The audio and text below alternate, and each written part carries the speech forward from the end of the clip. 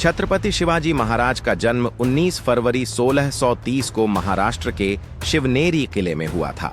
उनके पिता शाहजी भोसले बीजापुर सल्तनत के एक प्रमुख सरदार थे और उनकी माता जीजाबाई एक धर्मपरायण और साहसी महिला थीं। शिवनेरी किला एक मजबूत और सुरक्षित किला था, जिसे विशेष रूप से दुश्मनों के आक्रमण से बचाने के लिए चुना गया था। शिवाजी महाराज की माता जीजाबाई गर्भवती थीं और उनके पिता शाहजी भोसले उस समय बीजापुर दरबार में अपनी सेवाएं दे रहे थे। इसलिए उन्होंने जीजाबाई और अपने परिवार को शिवनेरी किले में सुरक्षित रखा। जीजाबाई बहुत धार्मिक और वीर स्वभाव की थीं। उन्होंने भगवान शिव से प्रार्थना की कि उनका पुत्र एक महान योद्धा और हिंदू धर्म का रक्षक बने। ऐसा कहा जाता है कि उन्होंने भगवान शिव से आशीर्वाद प्राप्त किया और इसीलिए बालक का नाम शिवाजी रखा गया।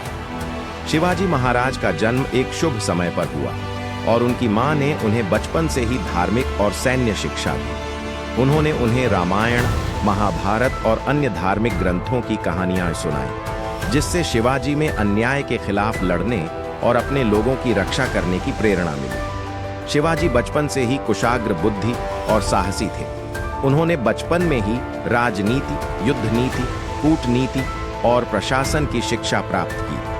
उनके गुरु दादाजी कोंडदेव ने उन्हें युद्ध और किलों की रणनीति की बारीकियों से अवगत कराया। शिवाजी महाराज ने अपने जीवन काल में हिंदवी स्वराज्य की स्थापना का संकल्प लिया और मुगलों व अन्य विदेशी आक्रांताओं से संघर्ष कर एक स्वतंत्र मराठा साम्राज्य की नींव रखी।